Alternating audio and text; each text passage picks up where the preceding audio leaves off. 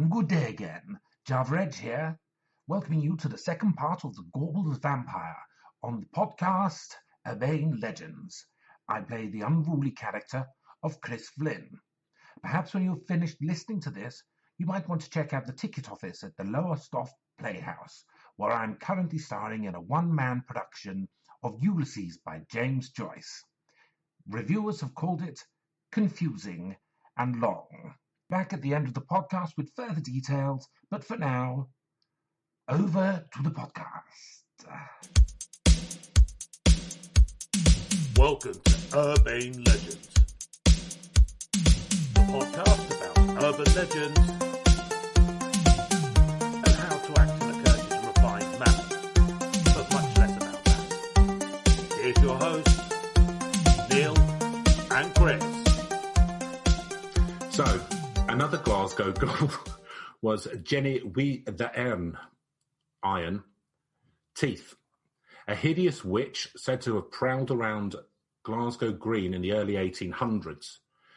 Jenny was infamous for devouring children who refused to sleep. A rhyme about her was told to kids who wouldn't go to bed. And this is a lovely little ditty. I will have to do it in my Cod Scottish because it's written in Cod Scottish. So. Yeah, I think you're gonna have to. It's a bit like a Robert Burns poem or something like that. It's meant to be pronounced phonetically. And I think you just want to put a picture in people's heads here before you do this, Chris. That you got some small child crying because he's hungry.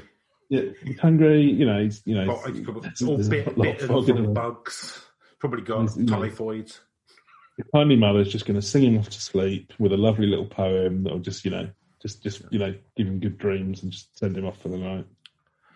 Jenny with the iron teeth, come and tuck the bairn, tuck into your den, where the bogey bides. But first put bath on your teeth, in his wee plump sides. So, Jenny with the iron teeth, come and take the child, take him to your den, where the bogey lives. But first, put both your big teeth in. Put both your big teeth in his wee plump sides, in his little fat sides. So that's nice, isn't it? So go to bed, or we'll get the witch in here. We'll take you to her den, where the bogey lives. Bogey man, I guess, which she is. Don't know. That's a confusing line. And they'll eat the flanks of your body. It's extraneous, isn't it? You don't need that. It'll leave some moderate scarring, I'll be honest with you. But you've got it to spare. Yeah, depends how deep they bite in. Could possibly take the kidneys. I mean, that's going to cause some serious problems, I would imagine. Maybe if they heat the iron teeth up first, it cauterises. There's going to be infection problems. Yeah, but it'd be difficult to put in your mouth, wouldn't it? So, yeah, that's true. Yeah. Yeah. Better than you in that case, isn't it? So, an iron tooth. Why would I have any trouble sleeping after that? Absolutely. Well, there's I mean, parenting's moved on, hasn't it? Because there's a rich and varied history of threatening kids if they won't behave with the supernatural or terrifying. Pretty much all fairy tales. That's one of them. There's the weird character from Holland who's their version of Father Christmas, but he's like the anti-Father Christmas, called Swatty Pete, which is... Oh, I've heard of this guy. It's like... Swatty Pete means swarthy Pete, and basically he is from North Africa, and it's unfortunate, but they still have parades with him now, and he goes... I think it's largely it's becoming increasingly... it was about them. It was about polarised. Yeah, it would have been about the Moors and that kind of stuff when it first came about. But basically a bit of a racist caricature, and the fact that they dress a white man up in blackface, which I believe is how represented these days, is not really. And if you're not good, then him and his crewmates will put the children in the bag and then sell them into slavery. So that's what they've got. So if you're not good at Christmas, you don't get your presents. You get taken by a more... Just a bit of culture. How could anyone possibly take that amiss and think that was insanely racist? Well, I think that probably came about because Spain was, and it's quite surprising, but Spain was in charge of Holland for quite a while, wasn't it? Much to the chagrin of the Dutch. Spain ruled Holland. I think it just... During that period, one of those things where it's during that period, the Moors would have been their enemies because obviously there was the Moorish expanded into Spain, and there's a lot of hostility there. Less than nice architecture though, so you know. Although you're not getting a similar thing in Spain, are you? Where it was much more. I don't know, maybe. I think they've got. I can't remember if this is Spain or Belgium, but I remember this from back in when they used to show things on Eurotrash. There was a thing called a shitlog. Yeah, there was a crapper thing, yeah. The kids who've been naughty, if you're good, Father Christmas will leave you a present. If not, it'll leave you a turd, basically. They made them out of chocolate and stuff. It was quite brilliant. Oh, lovely stuff. So, an iron-toothed monster also appeared in the Old Testament book of Daniel, in which the prophet dreamed of 4 beasts. You'll know this already, Neil. Behold the 4th beast, dreadful and terrible, and strong exceedingly. It had great iron teeth. As the Gorbles had a significant Protestant, Catholic and Jewish populations, it's possible that a child could have heard about this monster at church or synagogue and told their friends. Aided by a vivid imagination and rapidly spreading whispers, the youngsters could have transformed this biblical, Jesus, I've not said that for a while, beast into the Gorbles vampire, perhaps augmenting it with bits of Scottish urban folklore. So, what was the significance of the iron teeth? It strikes me that the Gorbles vampire's iron teeth were its most outstanding feature. Outstanding! Kenny Hughes said, we were told, or we picked up in school, that it was someone called the man with the iron teeth, and we started to scream, who is the man with the iron teeth? And apparently it had big fangs that came down like a walrus or something. Impractical iron teeth. Okay, so these are like proper like... I mean, they're doing a lot of theorising there, which I think it's just like a silly legend. It's a vampire, but for an extra thing, the fangs are made of iron. You know. Yeah, well, this is kids, isn't it? It's kids' imaginations. Thinking that it could have come out of the Bible or whatever. I can't help thinking that the myths of the iron-toothed monster are related to to industrial poverty of Gorbles and the steelworks living over it. While providing employment for some, steelmaking posed dangers to the health of its workers and put them at risk of accidents, and that's in addition to the air, noise and light pollution the steelworks caused. Guy Holland from the Gorbles Citizens Theatre said the local area at the time was dominated by Dixon's Blazes, the iron foundry, would go 24/7 belching out smoke with the night sky lit up in orange. Yeah, so it would be kind of a spooky place, well, horrible place to grow up, wouldn't it? The sky would always be orange and churning smoke out and stuff. Yeah, and it's that kind of... Like Mills from Jerusalem. And it's kind of that lack of... It would have felt very claustrophobic, you'd imagine. There was clanky noise of metal going on and the area was polluted and smelt pretty foul, and it was directly behind the necropolis. I think that might have had much to do with it as anything else. Kids knocking about in the graveyard at night and all the smoke and colours going on, the noise, it's a potent mix. As well as being the home to heavy industry, the Gorbles was one of Glasgow's most poverty-stricken districts. By the end of the 19th century, the area was overcrowded and blighted by poor sanitation. Many people lived there because their firms provided worker housing and they couldn't afford their own. In the 20th century, as some local industry declined and unemployment grew, the area gained a reputation for crime and drunkenness. But migrants still steamed into the Gorbles from the countryside, with many arriving from the Scottish Highlands. The area also received immigration from overseas, with the Irish Catholic, Jewish and Italian communities growing up. By the 30s, around 90,000 residents were crammed into this small district. That's a lot. The Gorbles isn't very big if you have a look at it on a map, which had a population density of 40,000 per square kilometre. Such conditions spread high infant mortality, and it's worth noting that vampires were accused of killing 2 children. Could the Gorbles vampire and earlier myths like Iron Man and Jenny and Dith have emerged from the poverty and pollution of the Gorbles? Could they have been a personification of the hazard faced by the urban industrial poor, the fog-laden, sulphur-tinted air with billowing of smoke and clunk of iron all around? Could malnutrition, overcrowding have conjured up these strangely modern monsters in the inhabitants' minds? It's interesting that critics of the industrial capitalism liken the system to a vampire, sucking workers' blood and working blood.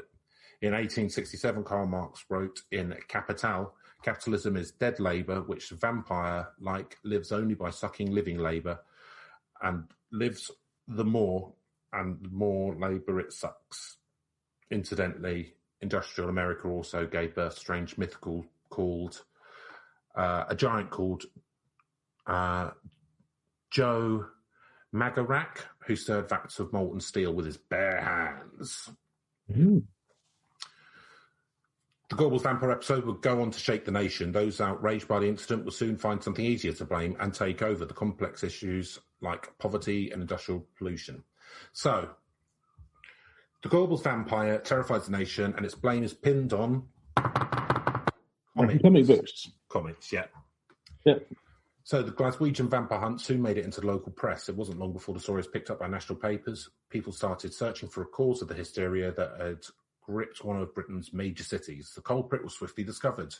American horror comics that were beginning to get popular with UK youngsters. It was argued these comics with lurid titles like Tales from the Crypt. It's not very lurid. No, it's quite tame, really. The Vault of Horror. Well, yeah, but you've got to remember, I mean, things are pretty laissez-faire in UK censorship now. But I remember that Teenage Mutant Ninja Turtles, became Teenage Mutant Hero Turtles. Hero Turtles, because Ninja was considered too violent. Like, and that's, absolutely. And that's in the couldn't have 90s. Nunchucks, because then they'd want to just go out. But 13-year-olds just all go out and buy nunchucks and start doing flying kicks at each other. But I mean, that was still all in the cartoon. But it's got rid of Ninja and switched it to Hero because, I don't know, reasons. And that was in the 90s. Do you know what I mean? So hysterical idiots who don't really understand cause and effect. But yeah, no, that was nice. And I seem to remember as well, I think this was in the 50s when there was Lady Chatterley's Lover. There was the lawsuit about whether it should be censored or something. And I think the judge, he's summing up, he said something like, "Is this really the sort of book," or it might have been the prosecution barrister, I'm not sure, but anyway, it's the sort of book that you would want your wife or your servant to read, the kind of people and how you know, what their perspective and their worldview is. So the 50s was still quite a sheltered time, and I mean, I think they probably would have looked. I mean, just the idea of a comic book would probably have been quite. Well, and I think why can't you read your Latin grammar? I think also because they don't teach any of us Latin. We're in the shit girls by the time they're 13. I think also there is because during the war, which was just before this, then there was constant paranoia of outside influences like fifth columnists, communists, which would have been going on here and that kind of stuff. So, and the thing is, it was a very tumultuous time in politics before the war as well, wasn't it? Like there was, the black hats and stuff like that all rising up. So I think that people were very, very touchy about anything considered like an outsider influence that was subversive, and probably put a lot too much kind of credence in that kind of thing. Well, I think as well, like at that point in the 50s, you start America's starting to become very bold and kind of self-assured, putting out kind of like quite interesting stuff. It's a bit like with the whole, music stuff. You're starting now to sort of get these, rock music coming over to and influencing the UK. And I think people of another generation. Well, there's a whole thing in Hard Day's Night with the Beatles where there's like some guys like, "I fought in a war for your generation," and then he's like, "Oh, bet you wish you hadn't now." Hey. Yeah. Lad, no one asked you so. Whatever, man. Yeah. I'm not bothered. But yeah, so that generation, they would have been quite shocked that they're sort of like, all this invasion of America. Well, it's not the sort of thing we need over here, thank you very much. Yeah, there was still very much and there still is very much the establishment, isn't there? So yeah, because I think at that time as well. I mean, and it's it's fucking sort disgusting, isn't it, that it's still here and is running the country. We're such a self-loathing country. We can't get enough of it. Fucking Servile idiots. people that we are. But no, I mean, but again, I think the other thing as well is that kind of like there wasn't a youth culture. No, you were a child and then you were an adult. Exactly. Yeah. Teenagers kind of like that's something that came out really from America in the 50s, yeah. And then kind of probably wasn't that prevalent here until the 60s or, coming into mid to late 50s or something like that. Yeah, it's weird, isn't it? It's weird. You're a child, and then at 18, then you're an adult. And you dress like your dad, like pretty much. Yeah, it's weird. Smoke, get your pipe game on. So they were inflaming the imaginations with their graphic images of monsters, murder, and mayhem. Young minds were being polluted by these terrifying and corrupt publications. And the blame was truly pinned, or should I say staked, on the comics when it turned out that it had featured a monster similar to the Gorbles vampire. A 1953 issue of Dark Mysteries had included a story called The Vampire with the Iron Teeth. Ooh. Mm-hmm. A strange coalition formed to campaign against the comics. It composed of teachers, Christians, and keen to limit the influence of American cultures, communists. Yeah, there you go. Now let's all take after the Starling guy. He seems a bit more on the up and up. A debate took place in the House of Commons in which the Gorbles Labour MP Alice Cullen played a prominent role. The upshot was that the Children and Young Persons Harmful Publications Act of 1955, which banned the sales of repulsive or horrible reading material to children. The act is still in law today. That's good to know. Well, it took us until the 50s to repeal the Witchcraft Act, so give us a while. Do you know what I mean? Yeah, but is it still? I mean, to be honest with you, well, firstly, I mean, because you get these things where someone says like, "Oh, well, technically, if you fire at a Scotsman with your bow and arrow from a castle, you might be prosecuted." Bollocks! No, murder. Yeah, it supersedes that. Yes, some of these things are still quote unquote on the books. Yeah, coming from Middle Ages, just because nobody's ever bothered to rescind them because you don't need to because they get overtaken by modern laws. So.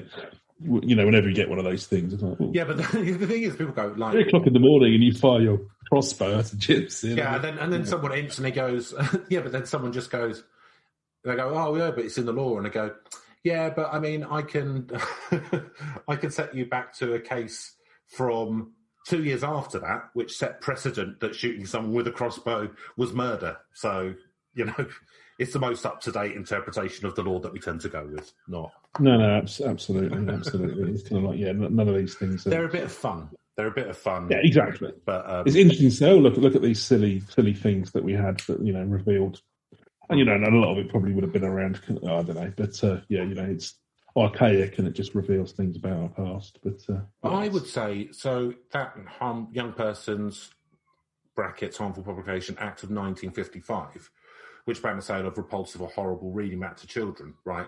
So I'm going to be honest with you.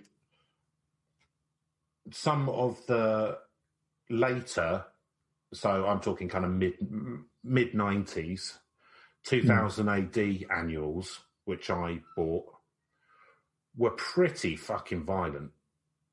A lot more than these 1950s things. Oh, no, definitely. I mean, that was ultra-violent. Yeah, it was very satirical, wasn't it? 2000 AD stuff. It was kind of but how does that fit in with this Children and Young Persons Harmful Publication Act? Well, it's a question of whether or not you choose to prosecute under it, I suppose, and also you have to define those. I don't know. You'd have to see how the act was worded, but it's how you define those kind of things. And I suspect it becomes, because it's also with these things, it becomes about case law, doesn't it? So, you'd have to prove that it was. Met those terms, and those things can shift over time. Yeah, and perhaps because, to be honest, comics are I mean, they used to be like that because there wasn't much entertainment. Kids all used to get comics. I used to get the Beano every week when I was a kid. Used to look forward to it, have it saved at the newsagents.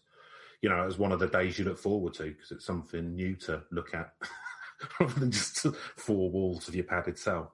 But kids used to get comics all the time. But I suppose, I mean, they're niche now. I mean, there's still a big comic market, but it tends to be comic collectors or dads that get their kids into comics. They're not like the primary source of entertainment for kids these days. No, I mean, they're quite over the hill a lot of, isn't they? Because I don't know if you saw there was a documentary a few years back. They talked about the origins of the Beano and stuff like that. So one thing I never really got as a kid. Yeah, well, they always like, you know, they always end up with a slap up meal at the end of the comic. Slap up nosh. Yes. Yeah, like 6 sausages sticking out of a big thing and mash. Yeah, a pile of, And it was basically, it's totally obvious, but when they first started writing these post-war, you know, rationing and all the rest of it, a lot of kids were still hungry. So that was like an amazing treat, like loads of, you know, big pile of meat and mashed potato and gravy. That would have been like a dream come true. Well, I remember... cow pie, desperate Dan. I remember convincing my mum to allow me to eat a whole Fray Bentos pie, but leave it in the tin, because it was like Desperate Dan. Yeah. Yeah, something which I still do to this day. when I'm not on my Hollywood diets. So, were American comics really to blame for the Gorbles vampire hysteria? It might seem obvious that comics portraying Iron Fang vampires could spark hysteria about such a creature, but closer examination of facts suggests it wasn't the case in the Gorbles. There's no evidence that any of the Gorble vampire hunters had ever glimpsed an American comic, and some seem to have only the vaguest notion about what vampires were. Vampire hunter Bob Hamilton admitted he had no idea what a vampire was, saying, "Nobody knew we needed stakes. We didn't have Christopher Lee to explain. You had to put a stake through the heart to kill him. We were just going to cut the head off, end of story." That's a good Glaswegian thing. Yeah. Get the head off, that'll get the job we'll just done. cut the head off. End of story. Right, cool. I like it. Don't know what we'd have done if we'd met one. Ronnie Sanderson said, "I just remember scampering home to mother. What's the matter with you? I've seen a vampire and I got a clout round my ear for the trouble. I didn't know what a vampire was." That's the thing, because, I mean, a comic book presumably would have been a bit of a luxury item in those days. There's no way these kids are all sort of really... Yeah. And I think the thing is as well, it's one of those things, and the press gets so complicit in it, but, you know, whenever there's some awful crime in this country, or Scotland, wherever, you know, they'll always, like, video nasties, that was a big thing in the 80s, wasn't it? Video games. When the Hungerford massacre happened, it was all, oh, well, you know, he'd been watching Rambo 3. No, there was evidence that he'd rented it from a shop like 3 months before or something. There was like also evidence that he had severe mental health issues and exactly, delusions. Yeah.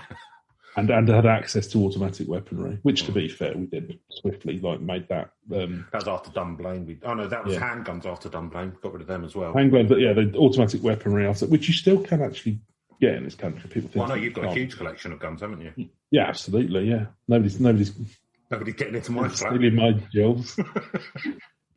Nobody's stealing my guns. I had to buy the guns to protect the guns. You see. The most valuable things I own. What can be a madman with a gun? Another madman with a gun. Two madmen with 2 guns. Yeah, it's the American system. Escalation. That's the way to do it. What could possibly go wrong? Now just a few paranoid lunatics hoarding a load of automatic weaponry. So I mean, and I do think that no matter what the NRA say, I do think that reducing the number of firearms in circulation in the populace does actually bring down gun crime quite significantly, as we've seen in most of Europe, the UK, Australia. I'm not going to get into it because statistically the cases have been proved over and over again. Yeah. How many school shootings we've had since we banned all firearms, like handguns and automatic weapons? We've had none. How many have you had in America today? Do you know what I mean? And fair enough, it's a bigger country, but I mean, it's got like 5 times our population, and it's got more than 5 times the amount of school shootings. So make of that what you will. But also, it can be around just having controls, because I think Finland, everyone owns a gun, but they're very tightly, Yeah, that's just in case Russia get tasty again. Well, yeah, exactly, yeah. They don't muck around. Well, I think as well, because probably quite a lot of people living out in the sort of, used to be quite hardy in Finland, I suspect. They've got the hardest, they hunt and stuff, don't they? Driving license to get. Well, because it's, there's quite it's in the landscape. Yeah, they reckon that's why they've got so many good rally drivers, because they're in order to get a driving license, you have to know how to sort of drive over rubble and all of this sort of stuff, this special manoeuvres and things. And the person who's killed the most people ever in war was a Finnish sniper. Really? Yeah. Let me just look him up. Very much the Sparta of Europe these days, I think. But like, unlike Sparta, where they'll throw you off a cliff if you're not tough enough, what they do is give you a living wage just for everyone in the country from the government, and then people can do jobs on top of that to raise their own standards. So kind of not quite like Sparta, but... Yeah, exactly. And it's I quite like got dry sense of humour as well. They invented the term Molotov cocktail. Yeah. Because, when Russia was, allegedly bombing Finland during the Second World War, they claimed that actually, I think it was Molotov was the minister or something at the time in Russia, and he claimed that... we were dropping food parcels, and so they invented a way to sort of throw these petrol bombs at tanks to stop them invading. And no, there's a drink to go with your cocktail to go with your food parcels. Oh, nice! I didn't know that was where it's from. Yeah. So the guy's name was Simo Haya, and he had at least 505 confirmed kills in World War II, I think. Oh, no, in the Winter War of 39-40, when the Soviet Union tried to take over Finland. And he achieved the nickname White Death. And basically, he was just a farmer, and he enjoyed snow skiing, hunting and shooting, and that was what he was. And then he got consigned up. And he was, because of his, I assume, knowledge and ability to get around the terrain, and also his shooting prowess. Yeah. It's quite a lot, isn't it? 505. So, let's get back into this. So, neither Ronnie Sanderson nor Tam Smith had a TV in their homes or had even seen a comic book. According to comic expert Barry Forshaw, British child getting their hands on American horror comic would have been like discovering the Holy Grail. Mr. Forshaw said it was a perfect fit. Here's a campaign looking to justify itself, and this event happens. It's ironic that the moral furore between Scotland, where the comics like The Dandy and the Beano, published in Dundee, couldn't have been more safe. Could the vampire have morphed out of the magical realist world that children inhabit? Vivid stories are invented by kids all across the world, stories which often feature monstrous, terrifying grotesques. And the children of Gorbles had more fuel for their fantasy than most kids because their neighbourhood lacked open space. They used the Southern Acropolis as a playing field. Kenny Hughes said, would all head up... hey, I like it. We'll all head up off up the graveyards. Nice one. Good. Let's get up the gravy. Yeah. And afterwards we'll go down the creme. If you're out playing, you went up there, spending evenings and weekends in a sprawling cemetery in which 250,000 Glaswegians were interned, running among the huge and gloomy Victorian monuments, seeing the flames die in front of steelworks. It's all may have pushed children's imagination further towards the macabre. Bob Hamilton said... Presumably they didn't have any fields to play in. Yeah. Yeah, I'm playing the cemetery, fair enough. Yeah. We used to sit up there and tell ghost stories. So I think that's... So I'm just gonna have a look at the conclusion bit here, because there's some more stuff, but I don't really need to read it. So where did it come from, and what's the legacy? The Gorbles vampire seems to have risen from a mix of ingredients: a spooky and much frequented cemetery, the stress caused by overcrowding, poverty, industrial pollution, earlier legends of similar demons which could easily be conjured back into life in such surroundings. Add to this the tendency of children to blur the boundaries of the fantastical and real, and we can see how the Gorbles vampire emerged. The children's response could also be linked to a certain trait in the psyche of the Gorbles, a working-class grittiness. Ugh. Playwright John McKnight, who's played the Gorbles vampire, was staged in a neighbourhood in 2016, said, "There's something just fascinating about the idea of primary school kids going on to take a vampire." I love that in the Gorbles. You're actually like, let's get the bastard tonight. Yeah, fair play to them. Yeah. In contrast to the moral panic of earlier years, the Gorbles now seems proud of its vampire residents of the district. Residents of the district volunteered to act in McKnight's play, and perhaps ironically, staging of the play ran alongside a competition for local school children to create a horror comic and even designed a mural in homage to the monster. And the mural is proudly displayed in Gorbles today. The neighbourhood is now very much redeveloped and gentrified and has lost some of its working class edge, but I suspect the spirit of the past will be laid to rest less easy than the legend of the Gorbles vampire. So, I mean, there we go. I was going to say, though, when they talk about it all being gentrified and losing its edge. Yeah. I mean, I think it probably needed a bit of the edge taken off. Frankly, I don't think anyone was grown up in a fucking slum. So no, I'm not. Don't get me wrong. I'm aware of the consequences of gentrification and all the rest of it, but I'm not suggesting it's a force for good. No, and the fact the kids went, that's a really Glasgow thing, isn't it? Like that, the fact that the kids were like, right, let's go and get this vampire rather than being scared of it. It's like that when that guy tried to do the terrorist attack at Glasgow airport and the Glaswegian bloke just went and kicked him really hard in the balls and then knocked him out. I can't remember what he said. And then he said something really funny, like really kind of Glaswegian. But there's that kind of like, while most of the world has a fight or flight response, Glaswegians have lost the flight part of it. Yeah. Just straight to fight. Fair enough. I'm just glad they didn't actually catch up with some poor person and then muller the shit out of them, because it could have turned quite nasty. But, if they'd just been like a homeless person who was quite tall, sleeping in there. But fortunately, no one was scathed. Yeah.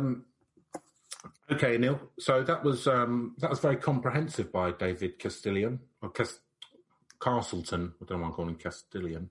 I'm just thinking of holidays. It's a Spanish friend. Yeah. So that was. I mean, there's not much to add to that, really. No. I mean, it's pretty cut and dried, isn't it? I don't think anyone's really claiming. It doesn't feel like it was a point in time thing, and it's really more of a. So I don't know. I suppose it's a bit debatable whether this one's an urban myth or it was just obviously it wasn't a very short-lived urban myth, but it's not lived on as to people saying, and some say the Gorbles vampire to this day still roams the bloody blah. No, it was an urban. It was an urban. He went up to Liverpool to live with Spring Heel Jack or something like that.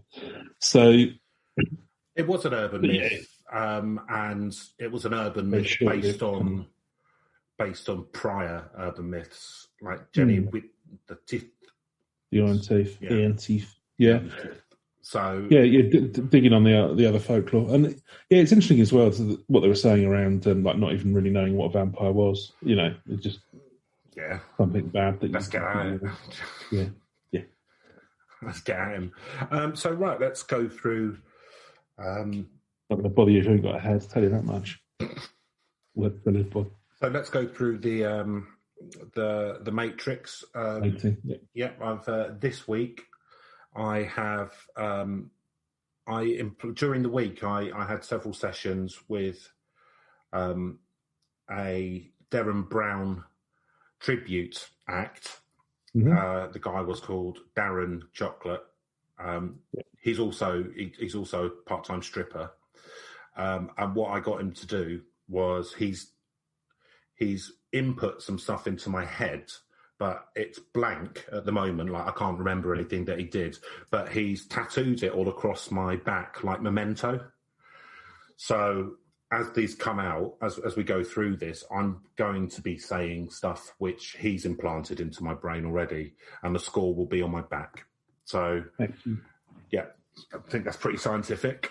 So Neil, like it. Spookiness, I'll let you go first. Fire away. Heave ho, man the cannons. Yeah, so, I mean, again, there wasn't really a creature. There's nothing too spooky about this other than sort of like having to grow up in the 50s yourself. That would be pretty spooky. Yeah. Live in poverty, which is probably, no, it's not spooky, really one of the more, but no, fair play to them, seem to have a sense of humour about it and something to be getting on. No, I don't think this isn't particularly spooky because there's not really a, the real villains are poverty and politicians missing the point. which isn't spooky, it's just depressing. So and current. Yeah, and frankly, the monster that can never die, even if there's no head to take off. Just another old Etonian pops up in its place. Another Bullington Club member pops in his back. Two more. We're in another community in a vampiric fashion. Yeah, so no, but terrifying, not myth of the tourists. Anyway, I'm going to go with the one for this. It's not spooky. If anything, it's kind of like I don't know. It's kind of like quite a fun little story. We're just again, it could have gone in another direction, but it just Yeah, I'm going from a different place than you because I'm imagining being there at the time. I'm imagining being one of these kids because I'm taking it from the thing of when this myth was happening. Mm-hmm. No, fair enough. So there's already the spookiness that generations of parents have told you about, a witch with iron teeth biting your flanks off if you don't go to sleep. So how would that possibly cause you to? So that's going to be. There's going to be a local societal trauma of that running through the veins of the Gorblites. And then, to be honest, it sounds like it's you can imagine it's quite a spooky place to grow up anyway, with the red skies, all the smoke and clang, clang, clang going on and all of that. You would be very insular within that community. You didn't have much. We are Southern Softies, Chris, so you got to bear that in mind. Oh, I'm soft as shit. So I just need to moisturise my hands. Fair enough. So there's that. There's not much contact with the outside world. Like, people didn't really go very far back in those days. There wasn't much media, and you spend your time hanging around in graveyards. And so I think that if someone said there was a monster in that graveyard and you all went up there and there's all the shadows and stuff, I think that is quite spooky. So I'm going to give it a 7 for spookiness. I'm going the opposite way to you. And I know it's a 7 because it's been inked on my left teat. Well, I mean, the only thing I'll say to that is their reaction, again, fair play to them, wasn't to run away. It was to get filled up and go and sort it out. Yeah, but that's, like I said, they don't have the flight response. It's been genetically removed from them through years of horrific tales at bedtime and Tenants. So believability. No, I mean, so the iron teeth is interesting because that's more believable than someone being half bat. But obviously, I don't know. And the fact that before this, back in the 1800s, there was stories of kids going missing, a couple of kids going missing. So I think that's probably something which, in a very tight-knit community, would stick in the collective conscious. We don't know what happened to them. It's not. Yeah, presumably infant mortality rates weren't the best. Yeah, but I think these were kids that had got past that stage. Otherwise, it wouldn't have been thought about particularly. I don't know. There was that weird sort of semi-mythical family in Scotland of those people that got people off who were travellers. Is it the cannibals? I can't remember if this was in Scotland or in... Yeah, it's in Scotland, yeah. So so that's kind of... So it's believable that there were cannibals in Scotland, right? But no, I think that's probably Well, no, that's pretty... I think that's pretty well known to be true of that particular nuts family. Yeah, I looked at maybe doing that one today, but thought, a bit heavy. That sometime. I don't assume that was fictional. No, I don't believe so. I think the police actually got him in the end. So it's... I'm going to give it a believability of 3 because that's what's tattooed on the right side of my left teat. Neil? I mean, yours have all been preordained, so, you know. I'm just... my mind is completely blank apart from one. Darren Brown's number 6. Darren Chocolate, you mean? Yeah. That's an implant in your brain. Highly recommended. Highly recommended. So, Neil, believability. Yeah, he's thoroughly competent at what he does.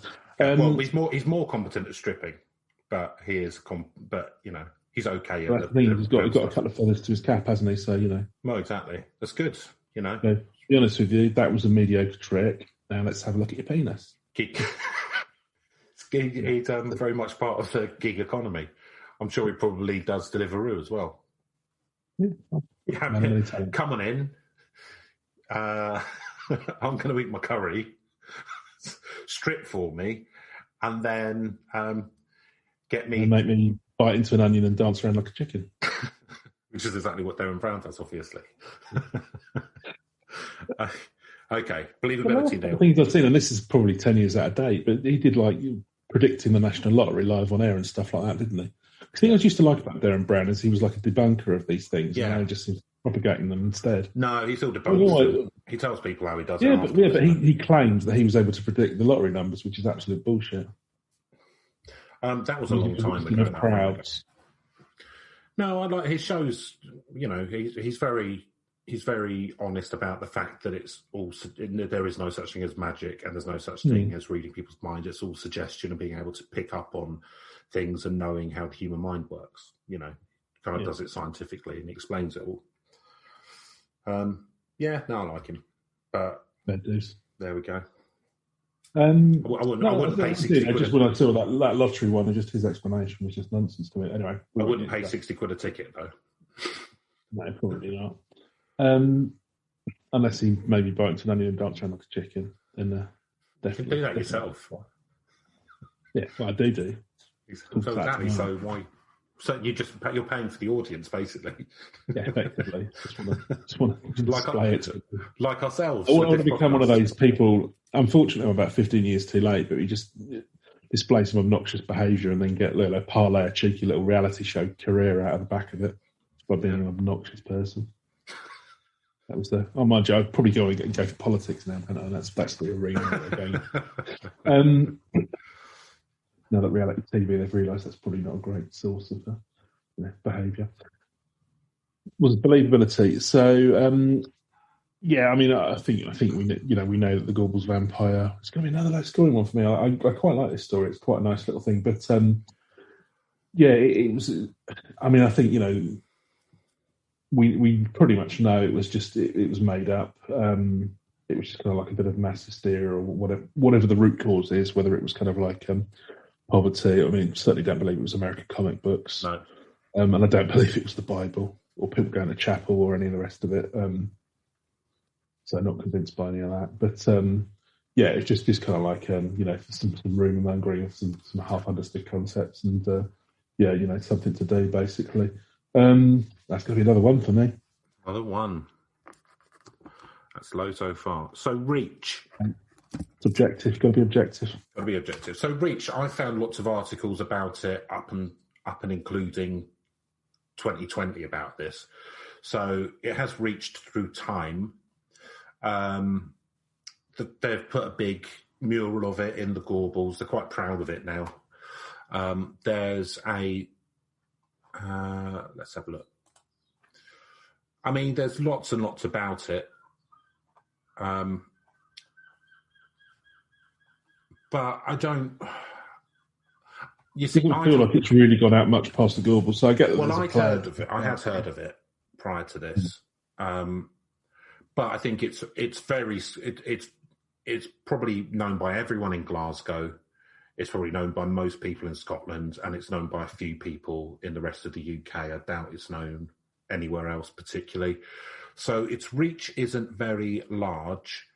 But with this, I'm tying in Jenny with the Dith, because I think that the Gorbles vampire wouldn't have existed without that initial seed myth. Mm-hmm. So then that pushes it back to 1800s. So there was clearly myths around a vampire with the iron teeth kicking around Glasgow, Gorbles area for 150 years. So that's a fairly long-standing myth, and there's still stuff being written about it now. People are still interested. Surprisingly, there hasn't been a film made of it yet that I can see. But I think do you know what? Like, for its longevity and everything, I'm going to give it a 5 because that's what's written on the right side of my right breast. Is there anything about who stole your milk? No. I was just trying to think. I've forgotten what crime it was you were trying to track down. Nothing. No crime.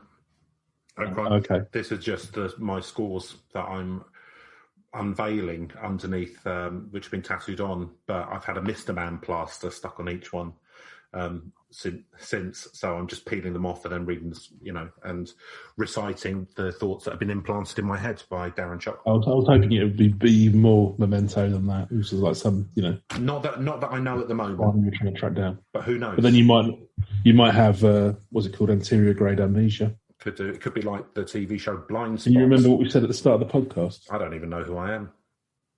There you go. That's conclusive. So go on then. Give me that Teddy you owe me. That Teddy I owe I led you at the start of the podcast. Yeah, I'll send it through after we've knocked off. Right, which is it your one now for? No, it's you, Reach. Oh, sorry, yes. Yeah, probably similar argument actually, and I feel bad about giving it such a low score on the other ones, but got to be objective. But yeah, follow the science. It does exactly. You can't apologise for objectivity.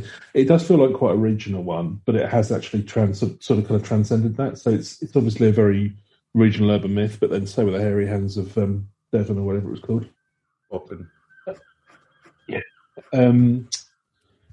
Yeah, it's still being referenced in sort of articles and things today. It's become a kind of local character. I don't think other than kind of like people who are sort of I can imagine Mike Myers might have some things to say. So some Americans might be, if they're sort of the Scotophiles or whatever the right phrase there is. He's Canadian anyway. Yeah, Hibernophiles. I don't know. Well, Scottish Canadian. He'll have you know. He's just been I think his dad was Scottish, wasn't he? Yeah, he's just wrapped up filming a new film in the UK because I know someone who's working on it with him. Oh, okay. See what that's like. I think just as long as it's not comedy, because he did some very good stuff in the 90s. Well, it'd have to be. He's a comedian, isn't he? Well, no, because he did Inglourious Bastards, and he was just playing like a colonel in that. So I think he's. But this is a Mike Myers film, so I would imagine it's a comedy where he plays all the characters. Okay, I'm not going to be funny, but I'm not looking forward to that. Who knows? Maybe he'll pull it out of the bag. Anyway, you digress. Or it'll be absolutely unfunny shite. Far more likely. So Reach, it's regional, as you say, probably not going across to too many other countries, but then quite a few of these things are regional. Still interesting use of, quite a lot of it taps into the earlier folklore. So yeah, it could be a 5 for me as well, I think. 5, lovely. And narrative premise, Neil. So this is where you get to boost the scores because you like this one, don't you? Yeah, but isn't it? Well, actually, it's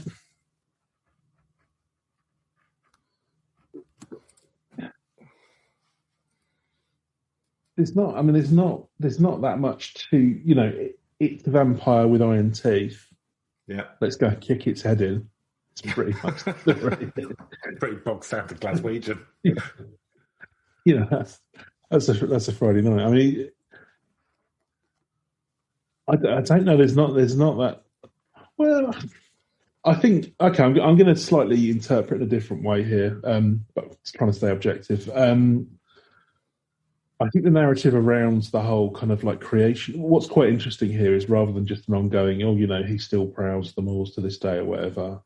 Actually, we've got an encapsulated kind of like the creation and death of a bit of folklore, but kind of like how that wields into the whole culture as well, and tells us a little bit about sort of govern in the 50s, which I think is quite an interesting narrative. And I think the article you were reading from, there's quite a lot to take there in terms of the sort of working so culture, socio-economic situation at the time, spirits of people at the time, and kind of like, you know, that's all really sort of, that's quite interesting, and it's quite interesting.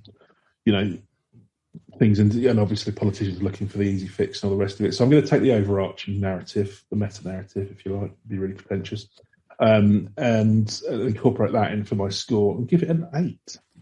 An 8, lovely stuff. So I think that there's not much of a story there, but I think if you go back again to where the story came from, there was a witch with iron teeth that ate kids. Again, it's not really much of a story, is it? Vampires have been done better. I think Abraham Stoker probably wrote a more interesting story. I don't remember them having iron teeth, old Dracula. But... No, all his own, which he was very proud of. He kept going, these are all my own. So... Brushed them twice a day, so fair enough. Yeah, that's good. Avoided acidic foods. Didn't eat crisps because the starch would get stuck in the teeth and turn to sugar. Didn't smoke. Religiously. So there's not much of a narrative there. There's not much of a premise there, really.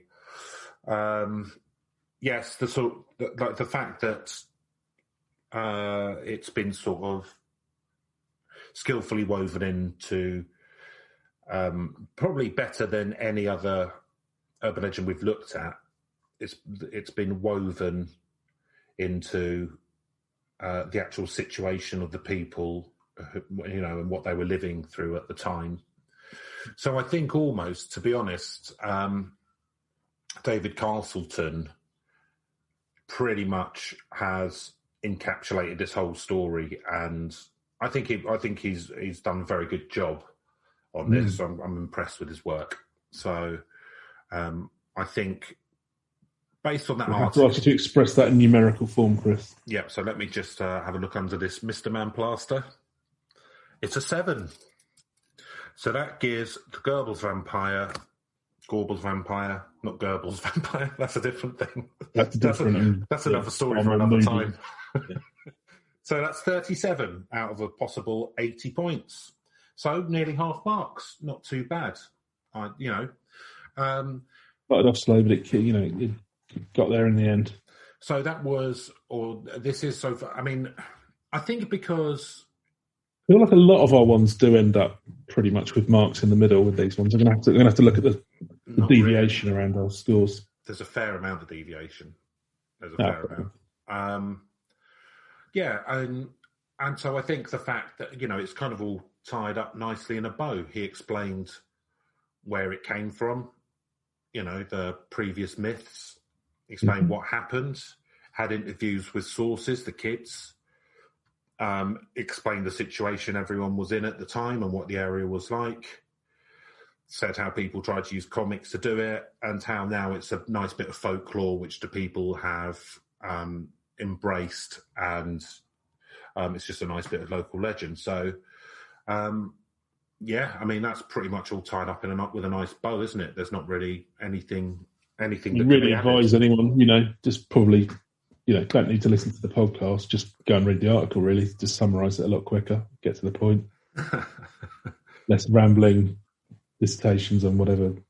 Yeah, but you know, that's what people are here for. Not. There you go. See, Mike Myers. Exactly. Can't deny it. So, you know, if you are swing.